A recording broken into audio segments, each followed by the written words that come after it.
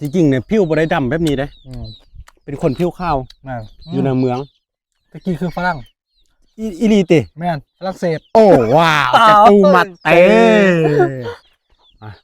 ครับ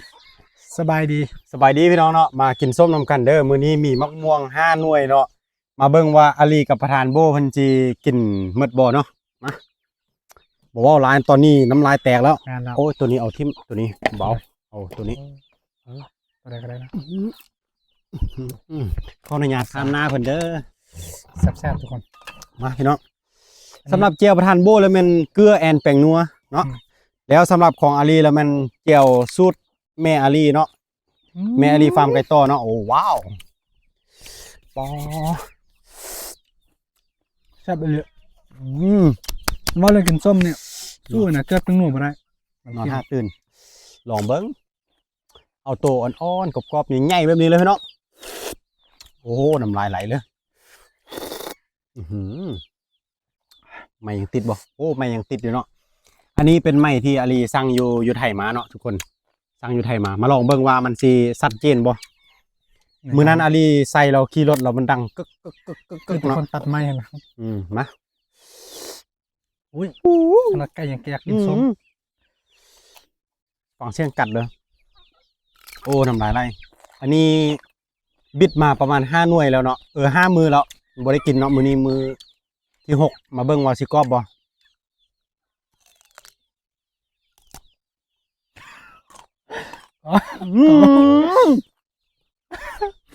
รอบขนาด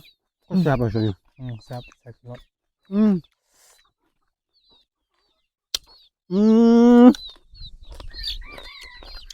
เดี๋ยวบอกแม่อาลีเฮ็ดค่ายก่อนโคตรแซ่บเลยอันนี้จะเป็นแจ่วขิงร่วงผาบางเนาะแจ่วขิงร่วงผาบางก็ได้ชิมได้กินเนี่ยบอกเลยว่าไม่บอกง่ายๆต้องคำมะม่วงนี่มันต้องแซ่บเนาะมะม่วงนี่มันมะม่วงอ่ะค้างกรอบกินกับย่างกับแซ่บมองกินกับผู้สาวแซ่บกินกับผู้สาวทางแซ่บเนาะมีโอกาสชวนมา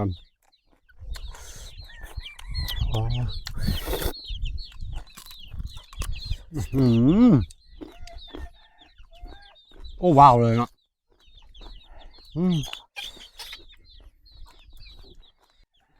ต้องข้อโทษข้ออภัยเนาะสำหรับแม่ม่านที่กินบ่ได้สำหรับผู้ใดที่ป่วยแล้วกินบ่ได้เนาะ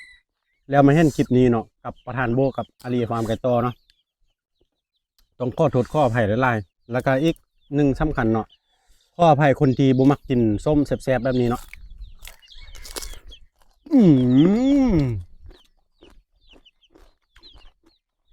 เห็นอันนี้เลยอยากกินต้มอึ่งใส่ใบคาร์มอนต้มอึ่งนั่นอึ่งไข่นะแซ่บเลยลองเบิ่งมื้อหน้านะอันนี้เราซื้อมาลดอึ่งไข่บ่กล้ากินบ่แม่นคนบ้านนอกแท้แล้วนะคนบ้านนอกแท้ก็จะกินต้มอึ่งต้มกบค่อยเป็นคนในเมืองแต่ว่าปลอมตัวมาอยู่บ้านนอกบ้านจริงๆเนี่ยผิวบ่ได้ดำแบบนี้เด้เป็นคนผิวขาวอยู่ในเมืองตะกี้คือฝรั่ง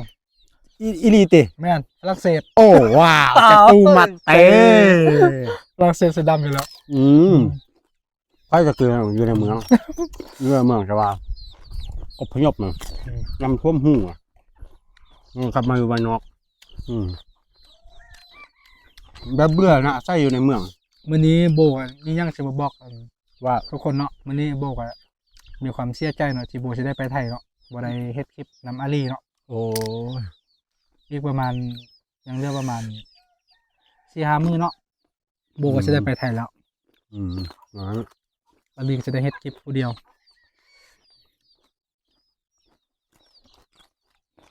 บ่โดน2 ปี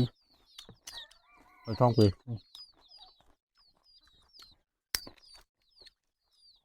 อาลีก็จะได้เฮ็ดคลิปผู้เดียวแล้วทุกคนประธานโบเพิ่นจะไปเฮ็ดเวียกอยู่เมืองไทยเนาะเป้าหมายของเพิ่นมัน2 ปีแต่สิฮอดหรือบ่ฮอดบ่ฮู้เนาะอาจจะไปฮอด เมืองไทยเนาะแล้วให้จี้ยักกะบาลสินะ อาทิตย์2อาทิตย์สิก็มีเลย นั่นนะ ปวดมั่วไหมบ่ปวดอ่ะ เพราะว่า โอ้ว้าวจะตูมาเต้ผมฝรั่ง ฝรั่งเศสบอกแล้วเป็นฝรั่งเศสใช่ไหม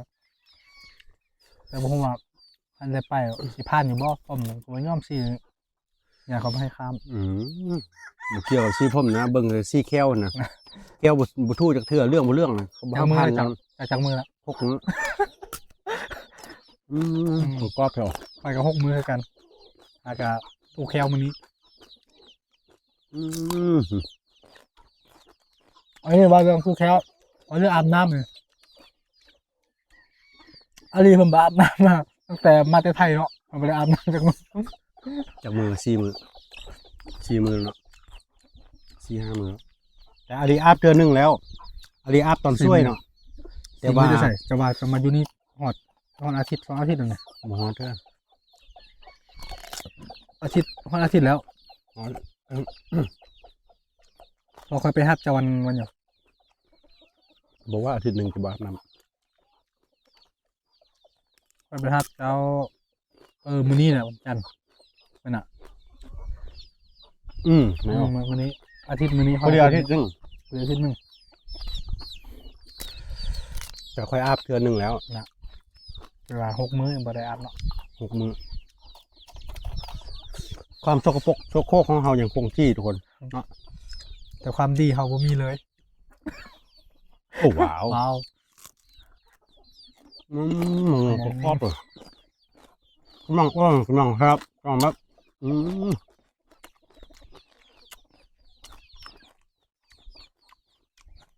แต่ว่ามื้อนี้อาลีก็บอกว่ามื้อนี้ไปขุดตู้นเนาะแต่ว่าแผนเพิ่นบ่ไปตามแผนที่เขาวางไว้เมื่อวานเนาะเมื่อวานเขาเตรียมกันว่ามื้อนี้ไปขุดตู้นแล้วก็เกิด ข้อผิดพลาดทางด้าน ความ เท ผิ ค ด นิค พลาดแม่นคือแบบบ่มีผู้ใดเฝ้าส่วนมื้อนี้เนาะ แม่นแล้ว ก็เลยบ่ได้ไปเนาะน้อง ฟังก์ชัน น้องชายอาลีเพิ่นก็เมื่อบ้านอีพ่ออีแม่เพิ่นก็เมื่อบ้านเมื่อเนาะก็เลยบ่มีผู้ใดเฝ้าส่วนเลยบ่ได้ไปบ่ได้เฮ็ดคลิปซ้ำมื้อนี้ก็เลยเฮ็ดคลิป มีตำหูเอ้ยม่วง บ่แม่น เคยกินมะม่วงแล้วนี่ปะเคยกินปะ แต่กี้มีอยู่บ่นี้มีต้นหนึงเดี๋ยวนี้เขาปั้มทิ่มมันน่ะ มะม่วงแซ่บเราบ่อนุรักษ์เลยเนาะ แม่น เมื่อบานอยู่บ้านอาลีนะมีแต่กกเดียวมีเดี๋ยวนี้มี2 กกแล้ว อืม เมื่อบานมีแต่กกเดียว มีแต่อยู่บ้านอยู่เฮือนอาลีเสื้อบ่เด็กน้อยทั้งหมู่บ้านน่ะมาสิเอาอยู่นอกฮะท่านเป็นฮอกไปนั่งพกคือสิได้ไล่เอา มักตลอดเลยเนาะ มันตลอดเลยมะม่วงตัวนี้ยอมรับว่ามันแซ่บเนาะ มันแซ่บคันถ้ามันเอาเด็ดมากินเลยแห้งแซ่บกว่านี้ แม่นแล้วอันนี้5 มื้อ นี่ มื้ออาลี ไว้ มากพุ่นน่ะ มันบ่ได้กรอบปานใดตัวนี้ แม่นแล้วขนาดบ่ได้กรอบฟังเสียงมันอืม บ่มี ผักโต เนาะ แจ่ว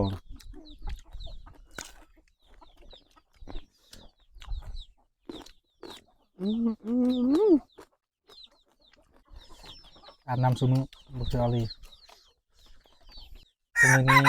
นอนน้ำอาลีก็ย้อนฮักย้อนแฟนนั่นล่ะ แม่น ถ้า แล้ว บ่ฮักบ่แฟนบ่นอนน้ำบ่อาบน้ำจากมื้อ นั่นน่ะ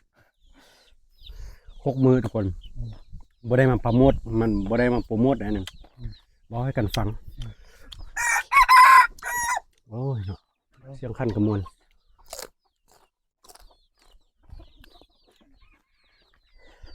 เนี่ยเพราะงั้นเริ่มห้าวอ่ะ ตัวน้อยน่ะ โตจะไปต่อติไปปาเตะมันน่ะโอ้ยังคิดสิได้ไก่เขาเด้มันจะได้ได้ไก่คืนมา ระหวังอยู่บ้านนอกกับอยู่ในเมืองเจ้าโยนนะได้ มันถ้าว่าเลือกว่ะมันค่อยเลือกค่อยสิอยู่บ้านนอก เพราะว่า บ้านนอกนี่มันก็คือบ้านนอก มันบ่คืออยู่ในเมืองติ บ่ โอ้ว้าว ว้าวนี่แหละข้อดีของมัน แม่นครับ อยู่บ้านนอกเขานี่มันสบายอีกอย่างหนึงคือแบบ อีกอย่างหนึงเลย อีกอย่างหนึงมันก็มัน บ่สบาย บ่สบายสะดวกในการไปมา อืม สู่มาไปในเมือง อืม หนทางมันบ่ค่อยดี อืม ไปเยอะอันว่าเรื่องดีข้อดีคือธรรมชาติดี อืม แบบอากาศเย็นมันอยู่ในเมืองนี่ร้อนเลย ฮอน มัน เขาเปิดแอร์นะ บ่เอาบ่มีแอร์เลย โอ้เฮามันจนเนาะ เอาก่อนเขาบอกว่าคนจนต้องทนอยู่บ้านนอกคันคนถ้าผู้ใดอยู่บางกอกผู้นั้นคนรวย โอ้ว้าวสองห้องอยู่เลยสำหรับอดีตเนาะถ้ามีผู้สาวงามๆขาวๆผู้หนึงเนาะเฮาบ่แม่นสเปคเข้าแต่เข้าเป็นสเปคเฮาก็พอแบบอยู่นำกันเราอยู่ได้อยู่บ้านนอก อยู่ในหูอยู่ในก้นอยู่ในถ้ำอยู่ได้หมดอยู่ได้หมดทุกคนข้อแต่ว่าสเปคเฮามาอยู่นำเฮาเนาะแต่ว่าเฮาบ่เป็นสเปคเข้าก็ยา แล้วเขาจะเอาบ่ บ่ฮู้ว่าเขาจะมีแบบเขาจะเฮ็ดบุญตัวได้มาหรือว่าจะเฮ็ดบาปตัวได้มาข้อแต่เขาเป็นสเปคเฮาแล้ว เข้ามาอยู่นำเฮาบ่เป็นสเปคเข้ากับยาแบบนั้นเฮาก็ภูมิใจแล้ว โอ้หวาจะโตมาเตะ แล้วท่านเนี่ยเราเขาผู้นั้นอันจะบ่แม่นสเปคเขาแล้วเขาสิเอาเจ้าบ่ บังคับนะ ใช้วิธีใดสกของ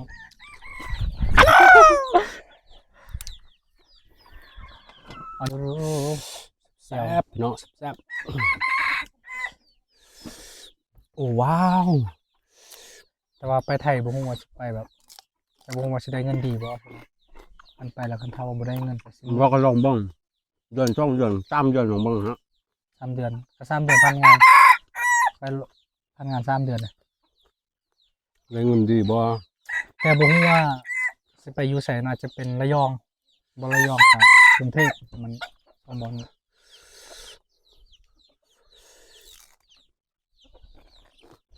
โอ้3หน่วยเอาดิใช่ไหม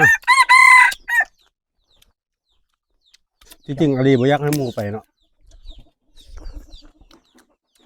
บ่อยากให้ไปอยากให้เฮ็ดคลิปนำกันเนี่ย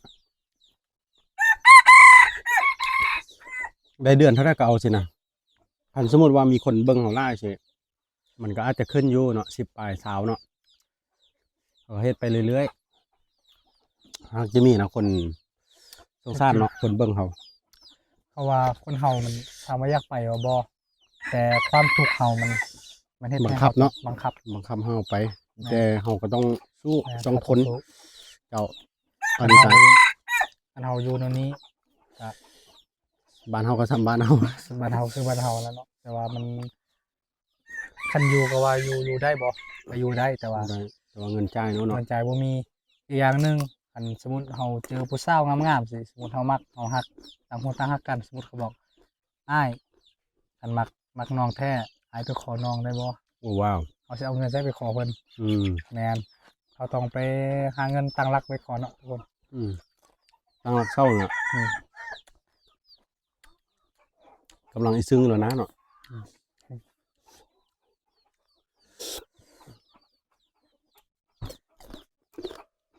ไปไทยรอบนี้ยังบ่ได้หยังได้เมียมาพุ่น ได้เมียก็พอแล้ว ตายทุก น่าสงสารเสียเหลือเกินเอาละแต่ตาสงสารไปเนาะผู้ใดสิมามักเนาะเอาดำก็ดำผู้ใดเตี้ยก็เตี้ย บ่เป็นหยังดำธรรมศาสตร์แล้วก็เตี้ยธรรมศาสตร์แถวโอ้แซ่บบ่แก้วนี่นะลองมึงแม่ ปีหน้าจะมาลองกินน้ โอ้ยคำใหญ่ๆเลยพี่น้องโอ้ตกเบะยอมแท้ๆทุกคนบ่ไหวครับทำมิดโคตรแซ่บนะทุกคนโดนไปเนาะส้มแก้วเนาะแบบมันพอดีอยู่แล้วนะ ำนั่น บ่ได้ส้มไล่แล้วกับบ่ได้หว่านไล่มันพอดีแต่ว่าอันนี้เขากินไล่พด กินมาหมดไป3 ลูก3 หน่วย เผ็ดแดงอันนี้เผ็ดบ่ เผ็ด เผ็ดแบ้ยังมีแต่เกลือปังนัว เผ็ดเกลือ มาส้มคำใหญ่ๆเนาะพี่น้องตุ้ยเข้าไปเลย โอกาสตุยแท้ โถ ยอมแล้ว อ๋ออ๋อคำใหญ่ๆเลย ทำอะไรอะกินให้มันอิ่มนะ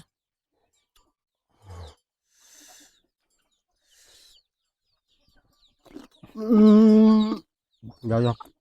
อืม อืมสุดยอด